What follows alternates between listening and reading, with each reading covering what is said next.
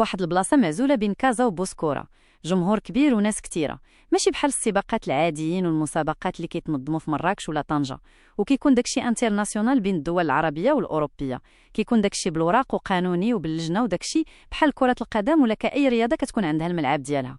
لا، هذه بلاصة خارجة عن القانون، يعني يمكن لا وراق لا لجنات لا والو، كيكون غير الراس الكبير اللي ما يقدر حتى واحد يهضر معاه ولا يوصل ليه.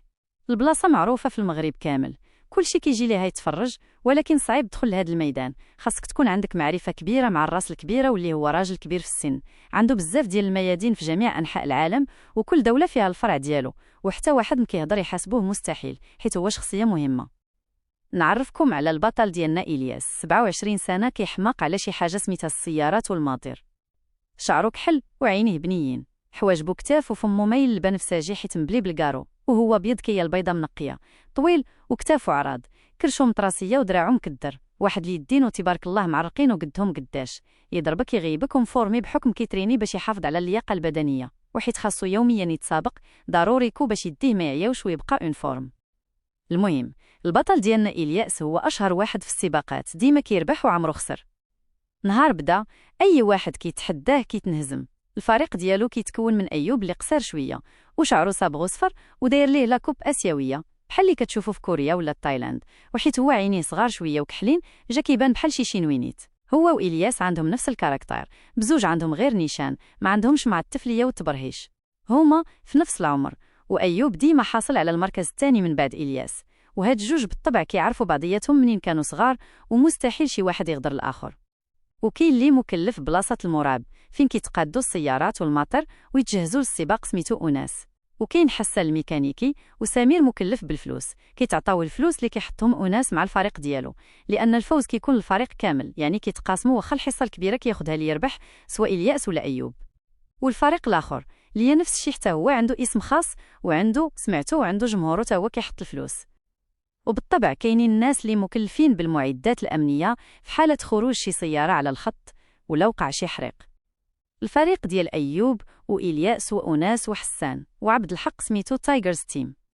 فريق تايجرز تيم قاموسو ما كيعرفش كلمة الهزيمة. النمر معروف بالسرعة، يقدر يضرب 58 كيلومتر في الساعة وينقذ مسافة كبيرة بتنقيزة واحدة.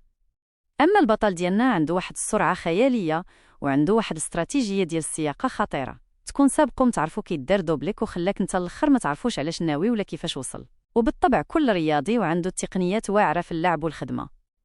البطلة ديالنا فاتي بنت في عمر 23 سنة، طويلة، شعرها طويل كحل وقوي وعينيها كحلين، سميمرة، فنة وغزالة، شفايفها غزين منفوخين وكيشهيو، ماشي رقيقة عامرة شوية، عندها الصدر منفوخ. والمؤخرة هي هاديك، عندها كريشة بطيبيطة وفخيضات كيوت. هاملة، قرايتها ما كتمشيش لافاك نهائيا وما كتقراش حتى عن بعد، كتحماق على السباق، والحلم ديالها تشارك في شي مسابقة وتتعطاها فرصة، كتبقى النهار كامل في بيتها كتشوف فيديوهات وتصاور. كتحماق عليه، وخصوصا كتحماق على البطل ديالنا إلياس، كيعجبها كيفاش واصل ومشهور وكيفاش كيربح ويتقاتل في السباق باش يحس بشعور الفوز والافتخار حيت ما عندوش فيه.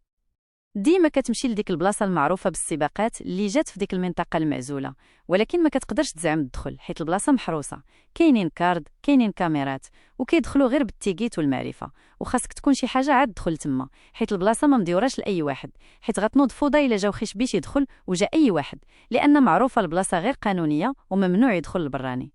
داكشي علاش كتمشي تبقى مخبيه وكتبغي تشوف غير اللحظه منين كينزل إلياس والفريق ديالو وكيدخلوا.